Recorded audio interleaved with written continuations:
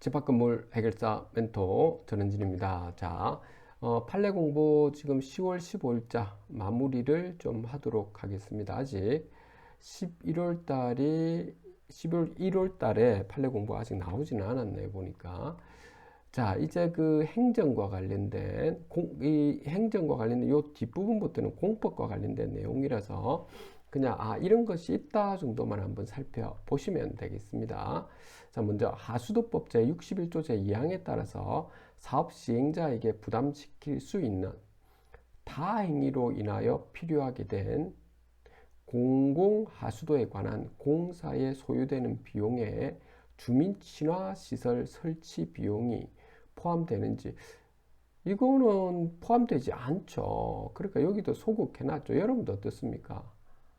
그렇죠. 이거 꼭 주민 친화 시설 설치해야 됩니까? 그런 건 아니잖아요. 그렇죠. 그래서 여러분들이, 그리고 또 이거를 이걸 요구하시는 분들이 있는데 이렇게 하시면 안 됩니다. 여러분들 너무. 자, 넘어가겠습니다. 한번 보시면 되고요. 또 한번 볼게요. 자, 독점 규제 및 공정거래에 관한 법률 제23조 제1항, 제5호, 제2항, 독점 규제 및 공정거래에 관한 법률 시행령 제36조 제1항, 제7호 나목에서 불공정 거래 행위의 한 유형으로 규정한 구속 조건부 거래 중에서 거래 지역 또는 거래 상대방의 제한의 의미 및 이때 공정한 거래를 저해할 우려가 있는지 판단하는 방법, 이렇게 놨는데요. 자, 이 부분도 여러분들이 이거 보시면 되는데, 여러분들은 이와 같은 공정거래 위원회 있죠. 여기에 여러분들이 가끔 이렇게 좀 가봐야 돼. 그 사이트에 가봐야 될 때가 있습니다. 네, 이걸 말하려고 하는 건 아니고요. 제가 어떤 분께서 이제 의뢰하신 분들 중에서 보험과 관련돼 가지고 본인은 원래 아파서 어쩔 수 없이 병원이나 의원에 가서 치료를 받고 했는데 그런데 이제 이렇게 그 보험 적용을 좀 규제를 많이 하더라라고 하는 겁니다. 그래서 원래 자기가 계약했던 내용과는 좀 다르다라고 하면서 어떻게 해야 되느냐 물어보길래 거기에 관련된 저 판례들이 나와 있습니다. 그래서 판례도 안 보시는데, 그것보다 더 중요한 거는 그 보험업자랑 한번 이야기를 해 보시면서도 그래 도저히 안 되면 공정거래위원회에 불법 신고 그 약관에 대해서 있죠. 죄송합니다. 그 약관에 대해서 한번 그쪽에 중재 신청을 하시는 것이 좋을 겁니다. 자, 그렇게 한번 해보십시오. 자, 넘어가겠습니다.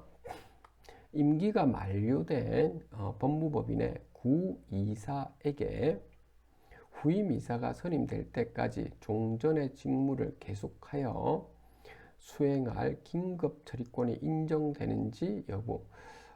그렇죠.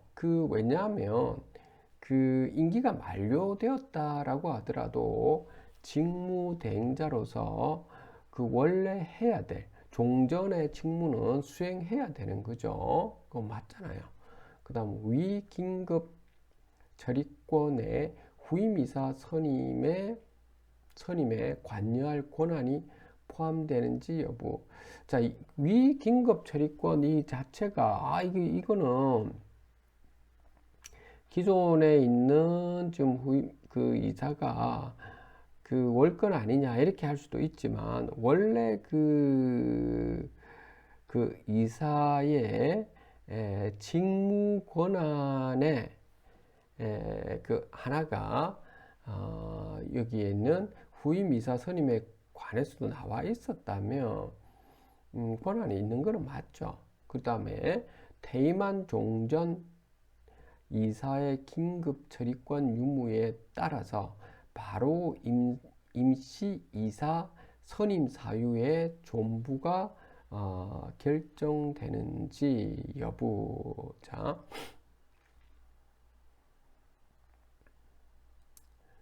그렇지는 않죠, 여러분들. 이 부분은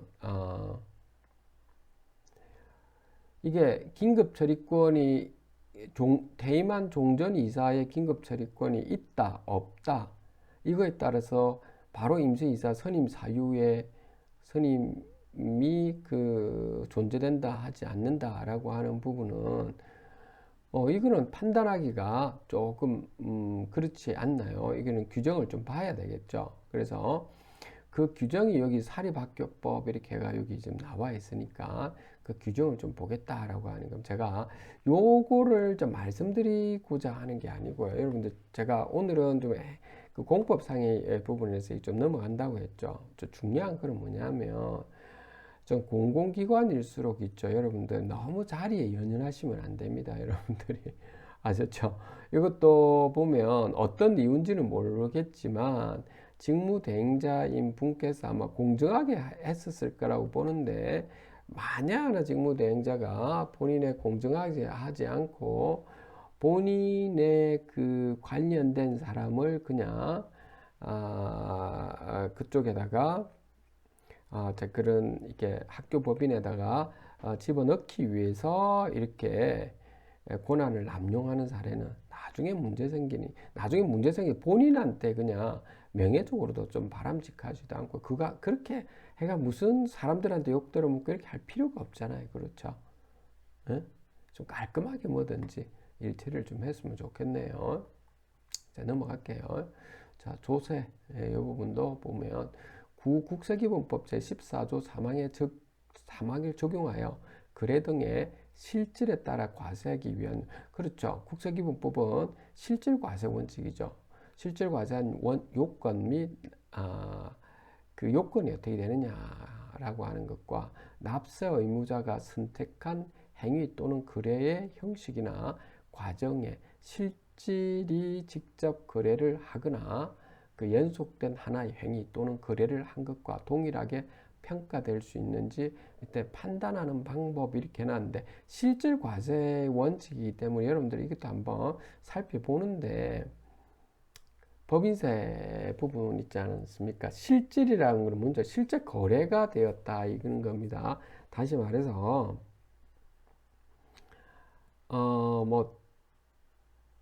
그 가라로 적어 가지고 저쪽으로 돈 빼돌리고 서로 거래를 갖다가 서로 간에 폭리를 취하고 뭐 이런 것만 아니라면은 여러분들이 뭐 이렇게 크게 뭐 이렇게 하는 경우는 없겠죠. 그런데 여기서는 아마 좀 그런 부분 조세 회피 행위 뭐 이런 부분 보면 좀 그래서 탈세를 하는 부분 때문에 아마 이야기한 것 같습니다. 한번 여러분들이 필요하신 분들은 한번 여기 쭉 한번 살펴보시기 바랍니다. 그 다음 또 보면 그 어떠한 금액이 부가가치세의 가세 표준에 포함되지 않는 애누리에게 해당하기 위해서는 사업자가 공급한 재화 또는 용역의 공급 가액에서 직접 공제된 금액이어야 하는지 당연한 거죠. 공제되어야 되는 금액인 거죠. 그래야 부가가치세에서 포함되지 않는 거겠죠. 그 다음에 사업자가 거래 상대방에게 일정한 이익을 제공하는 등으로 해당 재화 또는 용역의 공급 과액이 그 상당액만큼 감액되었을 때와 동일한 경제적 효과가 발생하더라도 그 이익이 별개의 재화 또는 용역의 공급 거래에 대하여 제공되는 등의 이유로 해당 재화 또는 용역의 공급 가액에서 그 상당액이 직접 공제되었다고 평가할 수 없는 경우 이를 해당 재화 또는 용역의 공급가액에 대한 애누락에 해당할 볼 수 있는지 그렇지가 않다는 거죠. 그러니까 평가할 수 이게 이런 것들이 조금 있죠. 여러분 약간은 더 의심 사항이 있을 때는 의심이 좀 있다면 여러분들이 지금 거래주 그 자문을 맡고 있는 세무사한테 여쭤보니까 그렇게도 안 되면 121 있죠. 전화를 걸어서 꼭 한번 요분은 여쭤보십시오 하셨죠. 요거는 또 넘어가 보겠습니다. 특허 관련된 거. 둘 이상의 발명을 하나로 한 그 원특허 출연 시에 공지 예외 주장을 하지 않는 경우 분할 출원에서 공지 예외 주장을 하여 원 출연일을 기준으로 한 공지 예외의 효과를 인정받을 수 있는지. 그렇죠. 이 부분은 자, 여러분들 이 부분도 한번 필요하신 분들은 한번 쭉 보시면 되겠습니다. 특히 공지 예외 주장 이렇게 나는데 요거는 한번 인터넷에서 한번 꼭 한번 필요할 때 한번 보시면 좋겠습니다. 자, 넘어갈게요. 형사사건 뭐 이렇게 돼 있네요. 식품위생법, 또 식품위생법 시행령, 영업장의 면적을 변경하는 행위를 하였음에도 당시 그 법령인 식품위생법 또 식품령 시행령에 따라 영업장 면적 변경 신고를 하지 않은 채 영업을 계속하는 경우에는 식품위생법 처벌 대상이 되는 당연한 거죠. 이는 영업장 면적을 변경 신고 사항으로 명시한 식품위생법 시행령이 시행되기 이전에 일반 음식점 영업 신고가 된 경우에도 마찬가지. 그렇죠. 그런데 마찬가지인데 마찬가지긴 하죠. 한데 공무원 분들도 되도록이면 바로 이렇게 처벌하려고는 하진 않습니다. 보통은 경고 조치를 하고 며칠 뒤에 꼭 이거를 바꿔 놔십시오 이런 말씀을 하시거든요. 그때 여러분들 꼭 따라 주십시오. 뭐 여러분들이 확실히 맞다면 좀 이렇게 법률 사항을 좀 유심히 제대로 한번 보시고요. 그 모욕 이 넘어가겠습니다. 예전에 제가 계속 말씀드린 부분이라서. 그리고 이게 남들에게 이런 어떤 뒷담화 까면서 안 좋은 소리를 좀 안 했으면 좋겠습니다. 그 다음에 요거 뭔지 한번 봅시다. 그 결합범인 성폭력 범죄의 처벌 등에 관한 특례법 위반 주거침입 강제추행죄가 성립되려면 그 주거침입죄 내지 건조물 침입죄에 해당하여야 하는지. 그렇죠.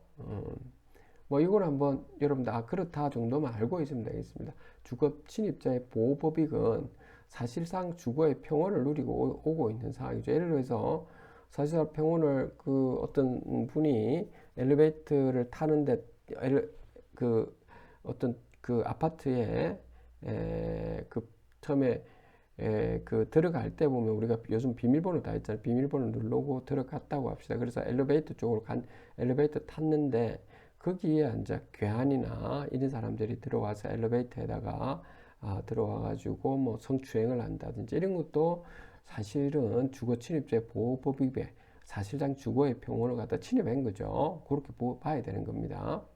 주거침입자의 구성요건적 행위, 침입의 의미와 침입행위에 해당하는지 판단하는 기준 이렇게 해놨습니다. 그렇죠? 여러분들 좀 제가 들어봐도 제가 말씀드린 당연한 것 같지 않나요? 이게 그 다음 아파트와 같은 공동주택 내부의 엘리베이터, 공용 계단, 복도 등 공용 부분이 주거 침입자의 객체인 사람의 주거에 해당하는지 해당하는 거죠. 이것도 그러니까 거주자가 아닌 외부인이 공동주택의 공용 부분에 출입한 것이 공동주택 거주자들에 대한 주거침입에 해당하는지 보통은 일반적으로 성립하지 않죠. 아니 택배기사가 들어가는데 무슨 주거침입자가 성립됩니까? 여기 이 사항은 뭐냐면 들어가가지고 성추행하고 성범죄 저지르고 하니까 그건 의도로 가지고 했다는 거잖아요. 그러니까 주거침입에 성립한다 이렇게 보는 거잖아요. 우리가 그렇죠? 그렇게 보는 겁니다. 그런데 이게 꼭 보면 범죄인들은 아니 그럼 내가 택배기사들도 그러면 주거침입죄네 하면서 뭐 별소리도 안 돼. 그런 뜻은 아닌데 이게 뭐 범죄인들은 보면 꼭 이런 소리를 해서 하면서 말이죠. 자기 죄를 갖다가 강량을 받으려고 별짓을 다 하죠. 그래서 아파트 등 공동주택의 공동현관에 공동주택 거주자의 사실상 주거의 평온 상태를 해치는 행위 태양으로 출입한 것이 공동주택 거주자들의 주거 출입에 해당하죠. 이거는 당연히 주거의 평온 상태 해쳤잖아요. 뭐 하는 짓거리입니까 이게? 아이고, 쓰레기 같은 인간들 많습니다. 일반인의 출입이 허용된 상가 등 영업장소에 영업주의 성량을 받아서 통상적인 출입 방법으로 들어오는 것이 건조 침입자에 해당하는 거 아니죠. 이거는 뭐 택배기사 들어가고 이런 거. 근데 아까 내가 뭘 했습니까? 그 원래부터 가가지고 성추행하고 성폭행을 하고 막 이 짓거리를 하는 인간들에 대해서 그렇다는 겁니다. 넘어갈게요. 또 뭐예요? 넘어가겠습니다. 끝이네요. 자, 그래서 우리 10월 15일자 판례 공부는 끝났는데 11월 달 것이 빨리 나왔으면 좋겠네요. 그렇죠? 오늘 여기까지 하도록 하겠습니다. 감사합니다.